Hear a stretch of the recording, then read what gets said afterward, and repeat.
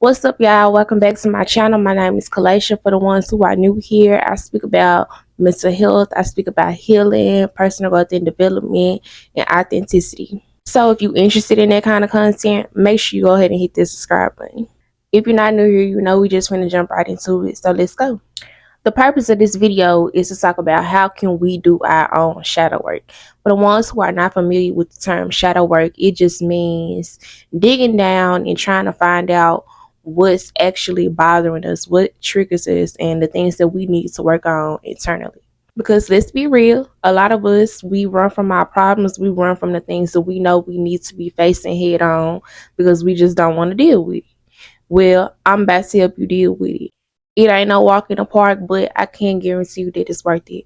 So I'm going to give y'all a few of my tips that I've been using on how to overcome and face myself. So let's get into it now.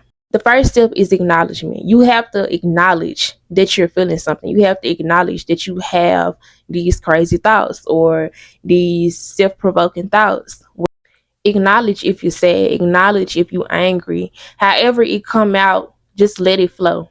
You can do this by journaling down your feelings, writing them down. You can record videos of yourself talking, or you could just simply talk to yourself out loud. The thing is, when you have all these thoughts rumbling through your mind and you can't pick which one to focus on, you usually just gonna start feeling unbalanced. You feel like you can't move forward. You're gonna start feeling stagnancy, and it's a very uncomfortable feeling. When it comes to acknowledging your thoughts, there are no bad thoughts. There are no, oh, I don't need to be thinking like this. No, acknowledge what you're feeling, because the step after that is going to help you understand why you feel that way. One thing that I used to do when I used to write down my feelings was just read everything that I wrote out loud, because then it sounded more real. And then I'm like, oh, okay, that makes sense that I feel that way, because this happened and that happened. And even though it seems crazy and out of this world, it's valid. It's valid for me to feel like this.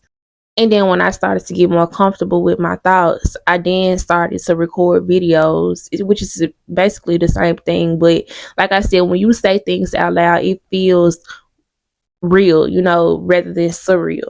And usually after time passes, you have the opportunity to go back and, read what you wrote down or watch your videos and be like, oh, I'm actually making progress. And that gives you a little bit of hope. You are doing the work and you are moving forward, and just give you that motivation to keep going.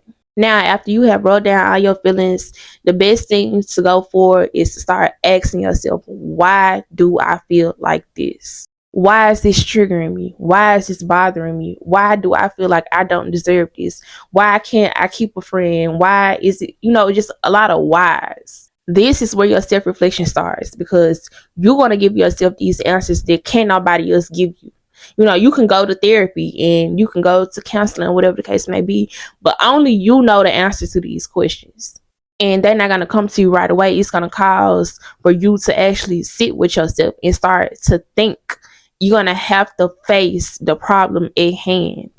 You're going to start reliving events. You're going to start thinking back on what happened. What happened during this time period, how I was feeling during this time period, what actions were people taking toward me in this time period that made me feel the way that I do. Did I just allow this to happen and took a backseat ride in my own life? Did I let people take advantage of me? Did I not speak up for myself? What caused this incident to happen to me? And the thing is, starting off, when you wrote your feelings down, it usually starts with you blaming another party for what happened, okay?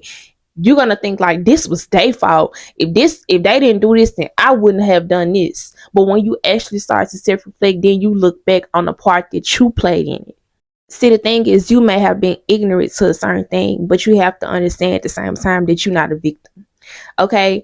Anything that happened, we played a part in this happening. And even though you didn't deserve for that to happen to you, if you were aware of what it was that was holding you back or that was keeping you from accepting this bad behavior from people, then you know how to move forward so this don't happen again. Now I'm gonna give y'all an example. In the past, I dated a lot of men who are very nonchalant, don't really care if you do this, don't really care if you do that. Oh, okay, I'm just gonna move out of your way. Shit like that. And I will always try to get them secure, get them to show some kind of emotion. And this was because of a father wound that I have. My dad, he implemented all of the same things. He was very closed off. I never seen my dad cry. So I was attracted to these kind of men because I'm like, maybe if I could try this in the men, try to fix them, then maybe I could do this for my father. You know what I'm saying? But it don't really work like that. So I find myself in these relationships trying to get the men to care, trying to get the men to show some kind of emotion, and I always end up heartbroken in the end because they were set in their ways already and they never planned on changing. And I was just very angry. Like, I just don't understand. Like, I'm doing all this and nothing is happening. But then I had to take a look at myself and just be like, okay, you're entertaining this. You know what I'm saying?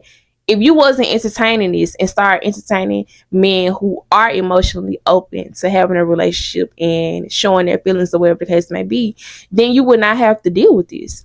So what is it that I can change so that I can start attracting the right kind of men into my life? Even though the men that I was entertaining that were emotionally closed off, I knew this beforehand, but I still chose to get myself involved and try to change people who did not want to be changed. That was my fault. You have to understand what you're dealing with and you have to know what you're getting yourself into before you step into situations. And you have to be, really cautious when it comes to certain things. You can't just be moving off of past experience or past emotions or whatever the case may be. You have to think about the now. Now, this is the last step in self-reflection, y'all. When you start to ask yourself these questions and you start to get the answers, now we have to think about how can we move forward. Like for me, I started to understand, okay, I'm trying to heal my father wounds in the men that I'm dating. How can I just heal my father wounds on my own? I have to go into isolation. I have to give myself the emotional stability that I look for in my father. You get what I'm saying? Before I just go searching for that in another man. I have to have that on my own. And the thing is, when you're accustomed to doing things a certain way, it's going to take a while for you to unlearn these things and then start to learn something different.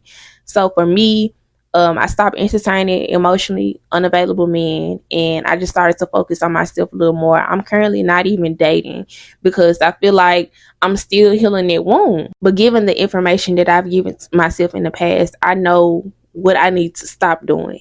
And now I'm learning what I need to start doing. I appreciate y'all for tuning in. I hope y'all enjoyed my examples. I hope y'all enjoyed the tips.